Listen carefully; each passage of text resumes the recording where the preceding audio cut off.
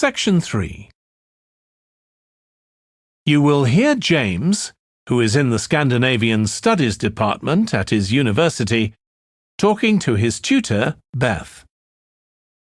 First, you have some time to look at questions 21 to 25.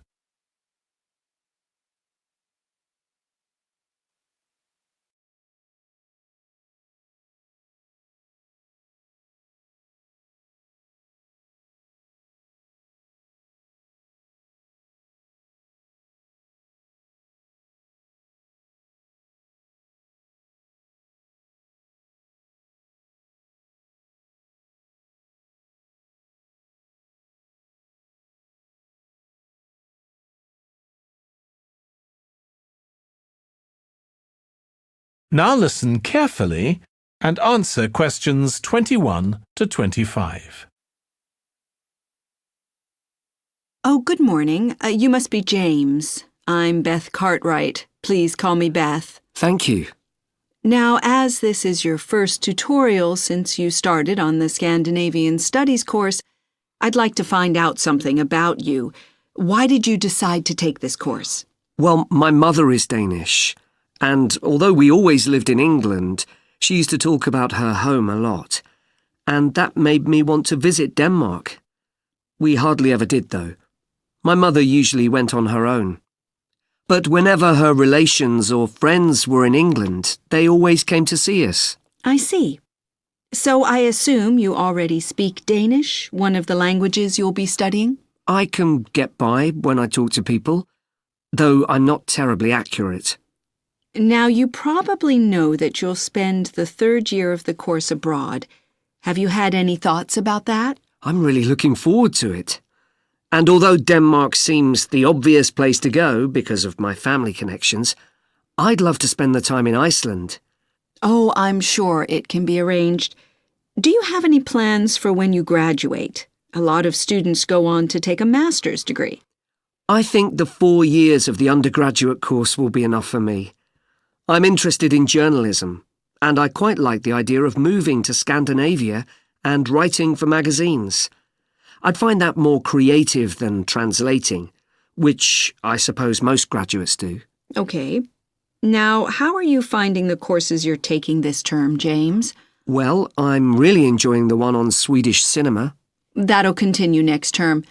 But the one on Scandinavian literature that's running at the moment will be replaced by more specialized courses.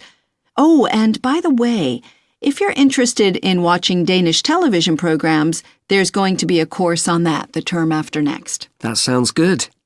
Have you started thinking about the literature paper that you have to write in the next few weeks? Yes, my first choice would be to do something on the Icelandic sagas. The trouble with that is that a lot of people choose that topic, and it can be difficult to get hold of the books you'll need. Why not leave that for another time? Right.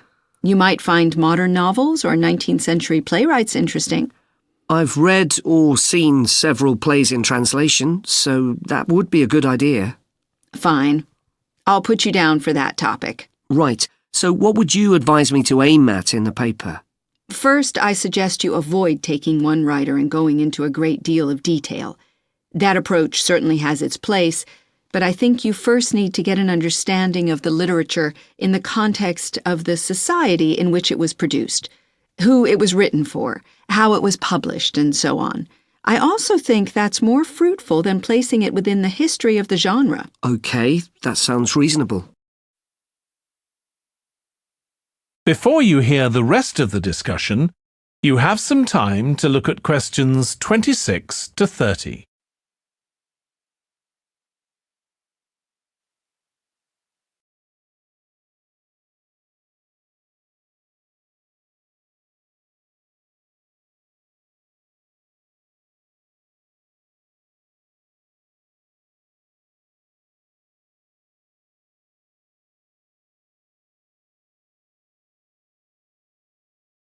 Now listen and answer questions 26 to 30.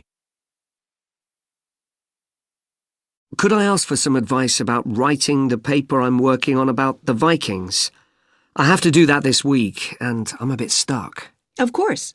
Have you decided yet what to write about? No, I haven't. There's so much that seems interesting. Viking settlement in other countries, trade, mythology.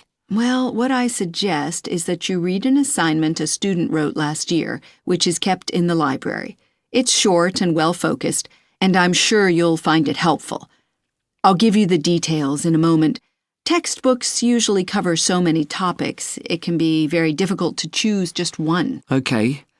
I've got a DVD of the film about the Vikings that came out earlier this year.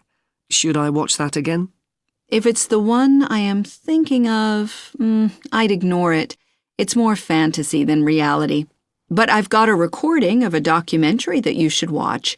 It makes some interesting and provocative points, which I think will help you to focus your topic. Right. So then, should I work out an outline? Yes, just headings for different sections at this stage. And then you should start looking for suitable articles and books to draw on, and take notes which you organize according to those headings. I see. Then put short phrases and sentences as bullet points under each heading. Make sure that this skeleton makes sense and flows properly before writing up the paper in full. Okay. Thanks. That's very helpful. That is the end of section 3. You now have half a minute to check your answers.